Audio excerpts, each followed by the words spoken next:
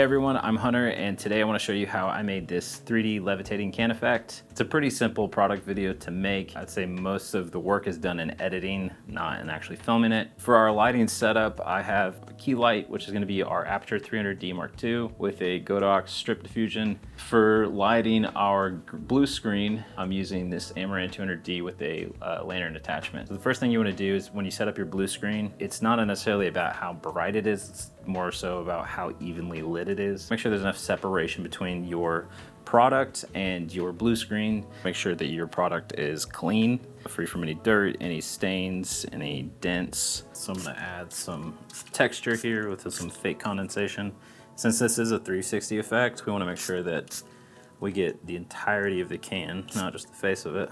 If you have any slight lean or tilt either way, you're gonna have to do quite a bit of correcting and editing. Get it as straight as possible because you will have to do some kind of corrections. Just something to pay a little extra attention to best you can, but it can always be fixed in editing, just more work.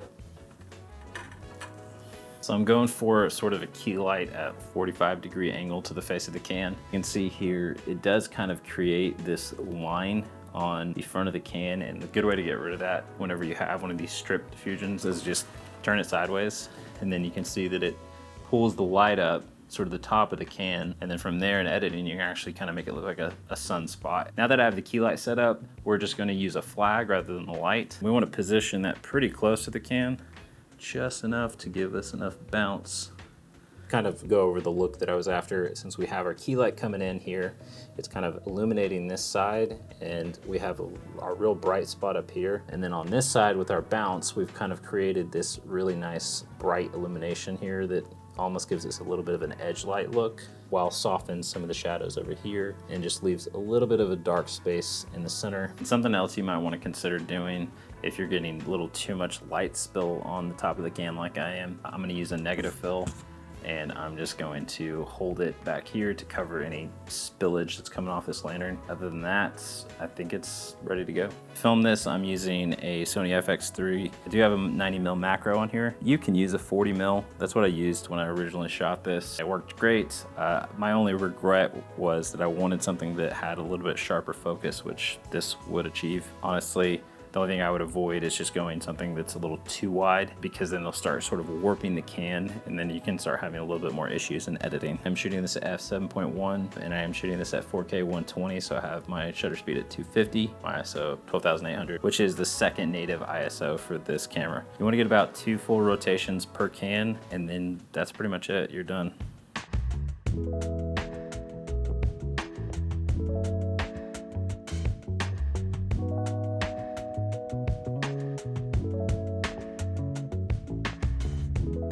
All right, now that we're done filming, we're gonna jump over to the editing page of DaVinci Resolve. So the goal is to show you a basic breakdown of the edit that I made, as well as some areas that can be improved upon. Looking at our timeline, you can see that I've already have the music, my sound effects, my edit, as well as my graphics completely finished. I ended up compounding this clip 16 times in order to get all the transformations I needed. So this edit is comprised of about 7 main parts with varying layers under each. For the first part and layer, you're going to do your color adjustments, which also include your keying and masking of your subject. You're going to be cutting your clips to their desired length, doing your speed ramps, and doing your cross-dissolve transitions in between each individual clip. To start, I'm going to jump over to the color page of my first clip, which I've already trimmed down. Just as like a disclaimer and a warning, don't follow the way I have set up these color nodes. This is not a really accurate way that you should be doing this to start with, and I did this with each clip. Other than my color space transform, I have a few shared nodes that I have on here where I made some basic adjustments, and this is a good point where you can actually see where the footage has been pushed pretty far in terms of color.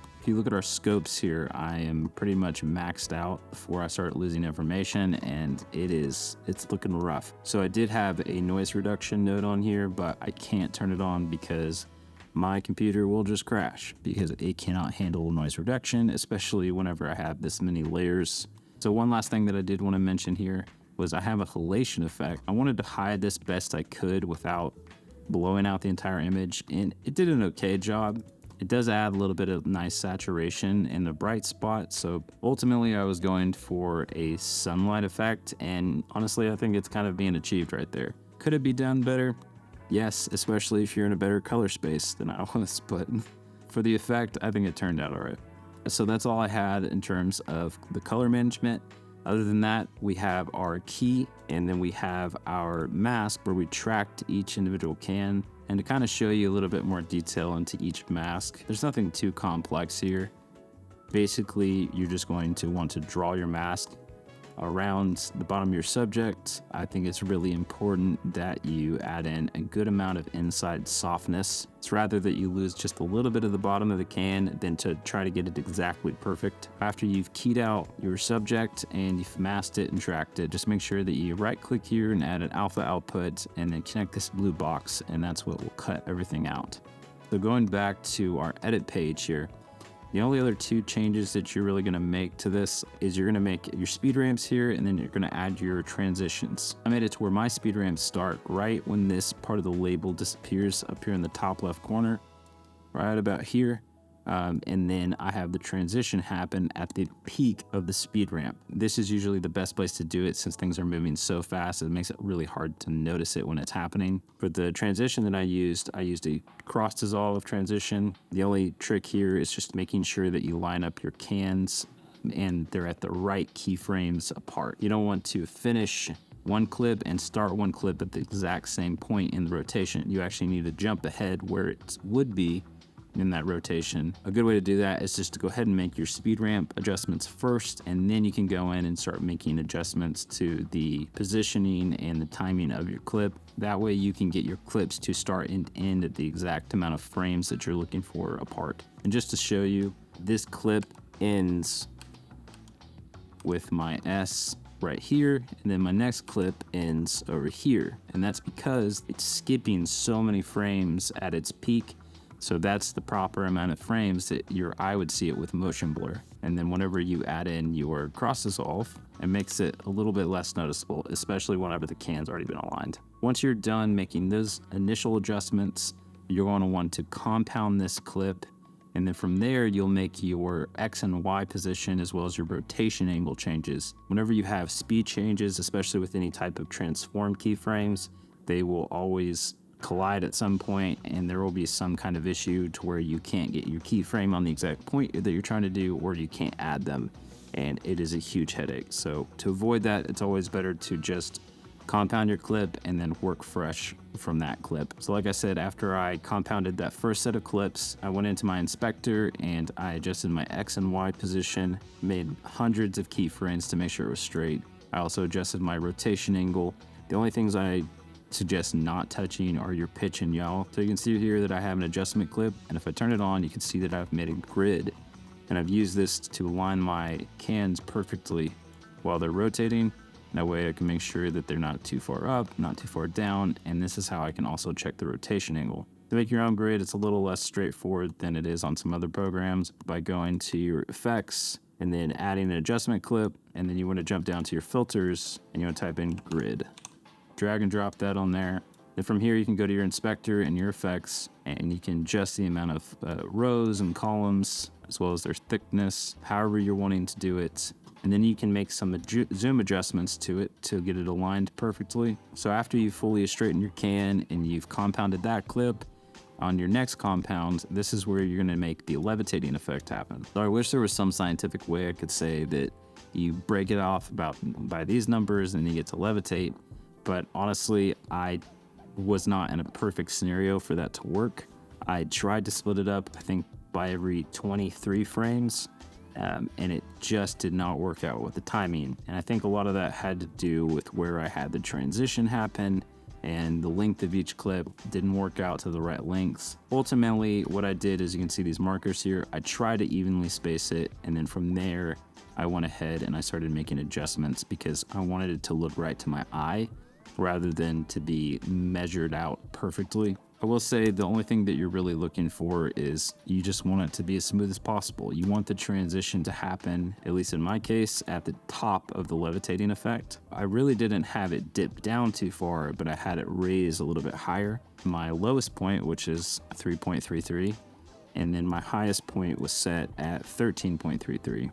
Why I chose these numbers, I don't know. I just wanted the effect to look right to my eye, and that's what I've decided looked the best. My biggest thing was I wanted to set up each keyframe to where they made sense in terms of the transition. So I wanted my highest point to be at the highest point in the transition. So I timed the effect to where it transitioned at the top of the levitating effect, and then it started going back down. And only on the low points did I have an ease in, and then for all my high points, I just left them at linear. There's no specific reason why it shows this. It's just I played around with easing in and easing out and each individual keyframe, and I felt this looked the most natural. If you're wondering why I do have 3 little keyframes right here all next to each other, and I've kind of broken my spacing quite a bit. This is actually due to the tilt of one of my cans whenever I was initially filming it in rotation.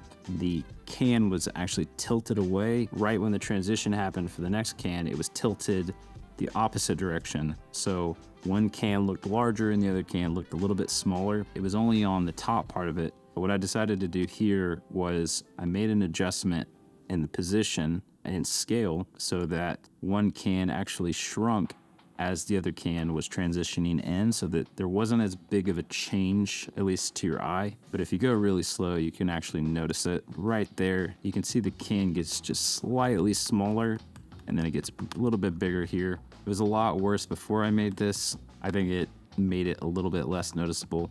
After you're done with this, you're going to compound this clip again. And once you've done that, I have my clip here.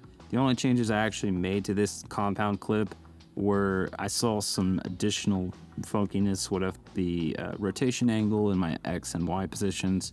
And I just went ahead and made those adjustments here. There's nothing special. It's just anything that I saw that I could make it a little bit smoother.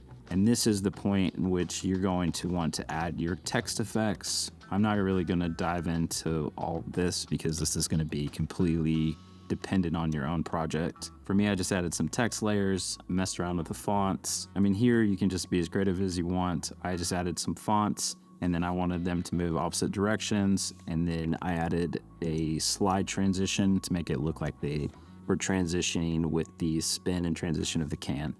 Looking down below the text areas are another compound clip, which I'm going to now dive into. This is comprised of its own several layers, but this is your background effect. From here, you just want to make yourself a solid color and then immediately compound this clip because you can't do any color adjustments or add transitions on solid colors. And after you've done that for each individual background color that you need, this is where you'll start making some color adjustments. It's kind of hard to see here, but I've actually added some masking to make it look like it's a little bit more of a 3D space. I'm gonna jump over to my color tab here so you can see it a little bit better. And if I turn off these 2 masks, you can see that we just have our plain solid color. And then if I turn on, let's say, the ground mask, you can see that, oh, it gets a little bit darker in this area. And then I have another mask that's over here that's actually brightening this area. So it makes it look like we have a light source coming from here, and then we've kind of created a little bit of a shadow. And this is kind of the grounds, whereas we have a little bit of a backdrop, which is our wall. I didn't want anything that was too distracting, but it does add to the effect, especially when you add the shadow. It gives us somewhere to place that shadow and create that effect. Realistically, you don't need to separate these nodes from your shadow node with a compound clip.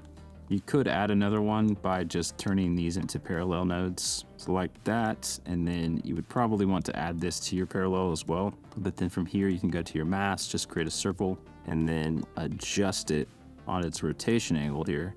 You don't want it too thin, you want it enough to show that it is a shadow. And then from here, you kind of adjust its height and make sure you do add a little bit of softness so that your shadow isn't just completely hard, unless you just have a really hard light source and it works out that way. But once you get the size that you're after, you can come over to your primaries, and then you can turn down your gain and your gamma to kind of create a shadow. I'll turn this off so you can see it. And then like right there, you can see that's actually a pretty decent shadow. So you can see it a little bit better. You can actually come back out to your timeline. We can copy this compound clip and go back into this one. And then from here, we can paste this and drag it over. And then this way, we can actually start to see our total effect come together. I would say this is probably a better point, especially if you're doing parallel nodes. That way, your nodes with your masking aren't intersecting or affecting each other. I would just add my shadow and effect here. And to animate this, just grab your mask once you have it where you want it. Find the lowest points. So for me, it's right about here. And I'm gonna position this where I want it, and I wanna make this at its biggest point. I'd say that looks pretty good. And then we wanna go over to our tracker window, and I'm gonna click on frame, and I'm going to now go to my highest point right here at a transition, and then I'm gonna make this smaller. Turn this off, and we can see that looks pretty decent. And from here, we can see as it goes down, it gets bigger, and as it goes up, it gets smaller. What I did was I made this a shared node, and then I shared it between each clip because they went about the same length. If that doesn't work, you can just copy this node structure once you're done with it and paste it into your other clips, and then go in and make whatever fine adjustments you need to. Sometimes if your can, let's say it hangs out in this area for a little bit too long, you may need to make another keyframe before it starts trying to get a little bit smaller as it goes up. So you can add one in either by clicking this and then readjusting the power window to be the right size. So maybe I didn't actually want it to get a little bit bigger here.